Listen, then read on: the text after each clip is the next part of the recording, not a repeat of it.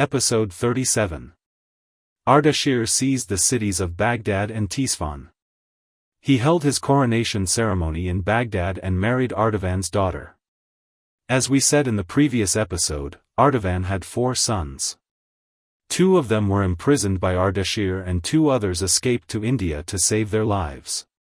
Bahman, who was in India, sent a poison attached to a letter to his sister. He wrote to his sister, "Ardashir has imprisoned 2 of your brothers and killed your father.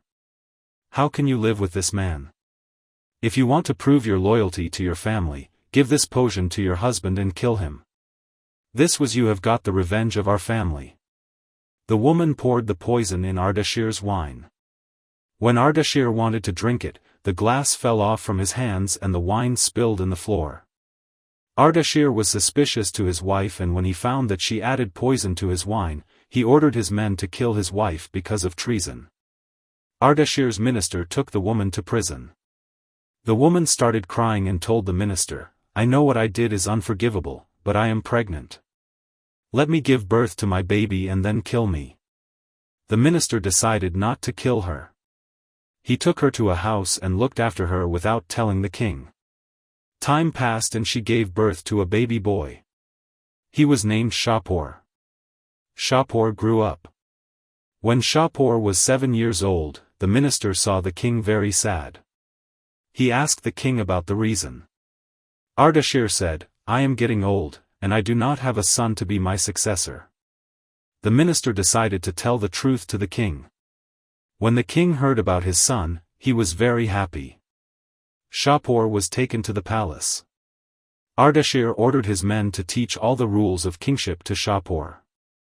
Ardashir wanted to make peace all around his country. He was tired of wars and battles.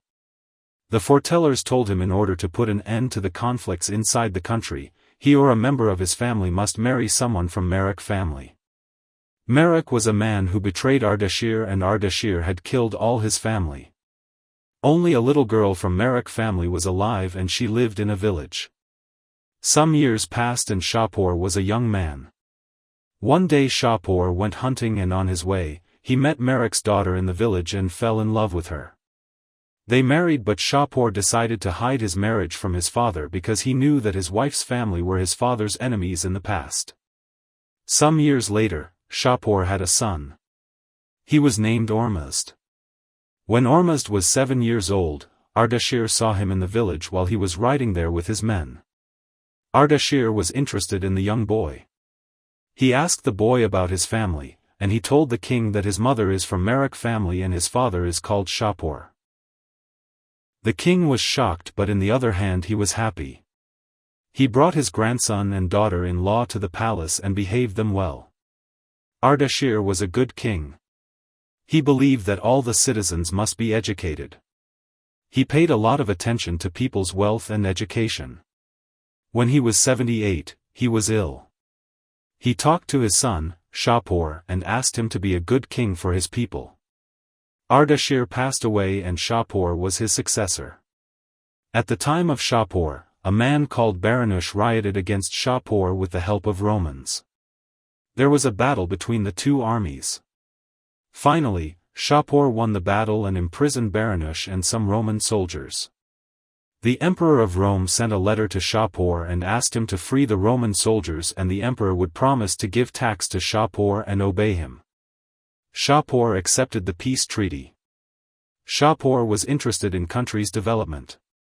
He made buildings and bridges inside the country. He was the king for 32 years. Then he was ill, and before his death, he made his son, Ormuzd, his successor.